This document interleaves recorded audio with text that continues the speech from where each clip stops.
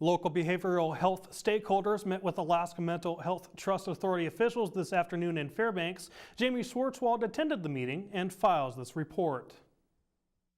So there's no guarantee that Fairbanks would be successful in that process. Alaska Mental Health Trust Authority CEO Jeff Jesse speaking on $11 million appropriated by the legislature to the state's mental health budget. The entire funding bill was transmitted to Governor Bill Walker's office today and is due back by mid-July. If the funding clears the governor's line item veto authority, several communities across the 49th state will vie for grants that will be paid out over the course of 3 years. If the governor signs the budget that has that $11 million in it, then that would be a competitive process through the Department of Health and Social Services for communities across the state to apply for funding to fill gaps in their continuum of care.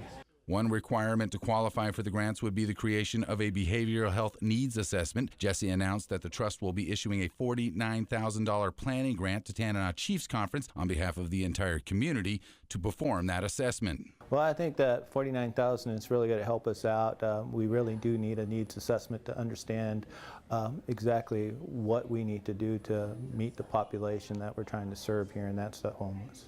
One of the major identified gaps in the local continuum of care is the lack of a sobering or sleep-off center for inebriates. Well, I think the sobering center can do more than save lives. It can improve lives.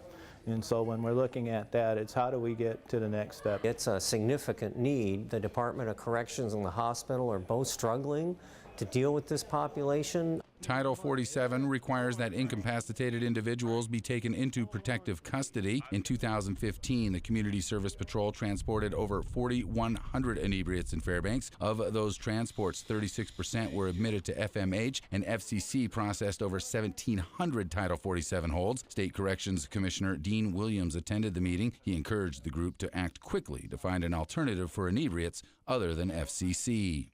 I guess I'm here to tell you that I'm hoping and asking that you'll help me with the hastening of the effort. And so thank you. I mean, I'm privileged to be here today and all of you, and I want to be a partner with you. Joseph stressed that this is a community issue, and though the planning grant has been issued to TCC, it will take a collaborative effort from all stakeholders to build and sustain a local sobering center. We're talking about sustainability, and we can't just start a program and put it on one agency's back. And since this is a larger community issue, we want to work collaboratively and partnering with everybody, and that's the only way we're going to be successful here. Well, I think he's exactly right. It can't just be a tribal issue. It can't just be a non-tribal issue. It's got to be all the community services and entities working together. Jaime Schwartzwald reporting.